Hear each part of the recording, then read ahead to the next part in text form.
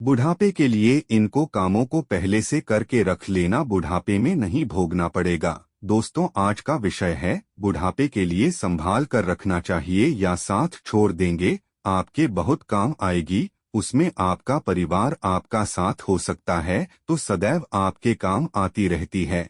आज मैं आपको उसी अनमोल चीज के बारे में बताने के लिए जा रहा हूँ। आपसे निवेदन है, इस वीडियो को इस मत करना, वरना बुढ़ापे में काम आने वाली अनमोल चीज से आप अनजान रह जाओगे। हमें परिवार से अधिक देखभाल करनी चाहिए। आपको इस मार्मिक कहानी के माध्यम से समझाते हैं कि प्रिय बंधु, आप जानते हैं कि जिंदगी में एक अवस्था ऐसी भी आती है जो बड़ी ही दुखदायी होती है। अक्सर बुढ़ापे में सगे अपने भी बहुत कम साथ देते हैं। आपके पूरे शरीर को देखकर आपकी गलियां छोड़ आते हैं और उसकी परेशानी नहीं पूछते। बच्चे आपके पूरे शरीर को देखकर कैसे आदमी जाने कौन से लोग से सूरज को कोई नमस्कार नहीं करता हालत होने पर हो जाता है। भावनाओं को समझ नहीं देती है। उसे क्या करके रख देना चाहिए जो आपके पूरे होने पर आपका सहारा बने। आप तो मुसीबत से निकाल कर ले जाए तो पुराने समय की बात है। एक बुजुर्ग आदमी अपने बच्चों के साथ में रहता था। जिंदगी के अंतिम पड़ाव पर पहुंच चुके समय पूरा होने का इंतजार कर रही थी। उसकी 8 बेटियां थी जिनके ऊपर उसे बड़ा अपमान हुआ है। उसकी बहू है और बेटा उसकी खूब सेवा करती थी, उसकी हर समय देखभाल करती थी, थोड़ी थोड़ी देर पर उसे भोजन पानी की पूछते रहती थी। पूरा आदमी परिवार के साथ रहता था। सोच रहा था कि जो मेहनत उसने जवानी में की, बंद की बेल बढ़ाई, वह आज उसे फल प्रदान कर रही है। इन सब के बीच बहुत अनमोल चीज अपने जीवन से गवा चुका था जिसका वह तो उसे आज भी नहीं था। उसको अपने जीवन काल पर दृष्टि बनाए रखनी चाहिए कि अब मैं कुछ नहीं किया, क्या खोया और क्या क्या पा लिया है। ना होने की वजह से अपनी 2 आंखों को खो चुका था। परिवार वाले उसकी आंखें ठीक कराने डॉक्टर के पास ले गई। डॉक्टर ने कहा कि ठीक हो सकती है, इसमें खर्चा बहुत आएगा। बुजुर्ग पुराने जमाने का व्यक्ति था। अधिक खर्च की बात सुनकर पीछे हट गया। ऐसी बातें कर रहे हो, इतना पैसा खर्च करके मैं अपनी आंखें ठीक कर आऊंगा। 80 साल का तो वैसे भी हो गया हूँ, अब थोड़ी जिंदगी शेष बची है, इसे भी किसी तरह से बिना आंखों के ही काट लूंगा। तो मेरे घर में आंखों की कमी नहीं है। आप मेरे लड़के हैं, आज मेरी बहू है। फुले फुले आंखें उनकी हो गई। मेरी पत्नी भी अभी जीवित है, हो गई है। इस समय सबकी मिलाकर चौथे साथ में मेरे घर में है। अगर 2 आंखें मेरी ना भी हो तो क्या फर्क पड़ता है, बाकी लोग मुझे सामान ही लेंगे, मेरी देखभाल करते रहेंगे। तुझे हरदम देखती नहीं तो उसे बहुत समझाया, अपनी ही होती है।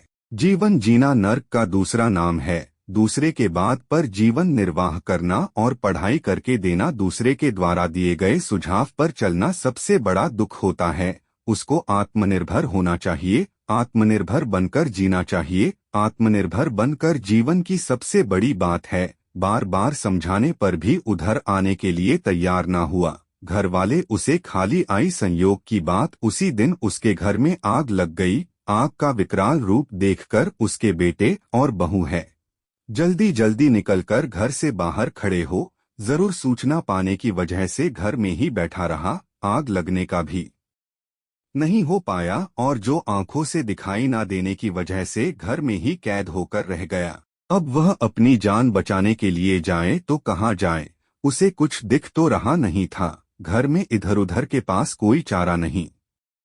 आग की लपटों के बीच शिक्षा और चिल्लाता हुआ पूरी तरह से भाग गई, जान बचाकर भाग गई।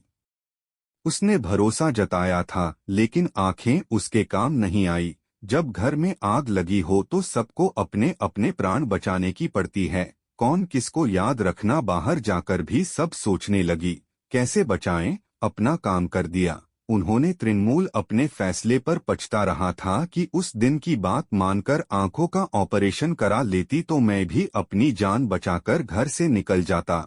जब प्राण कौन कहता है, बूढ़े को समझ आ चुकी थी। अगर अपनी ही हो तो ही समय पर काम आती है। मैंने उसको गलत कि मेरे घर में 34 आती है। ऐसे ही बिना स्वार्थ के बाप नहीं होता, और जब प्राण ऊपर बनाएगा तो बेटी का बाप नहीं होता। पूरा मरते मरते हमको एक बहुत बड़ा संदेश दिया कि दुनिया में अभी सबसे ज्यादा भरोसा किसी पर करो तो स्वयं पर करो। जब व्यक्ति स्वयं मजबूत होता है, स्वयं सामर्थ खाली होता है, तो उसका सहारा बनने के लिए चली जाती है।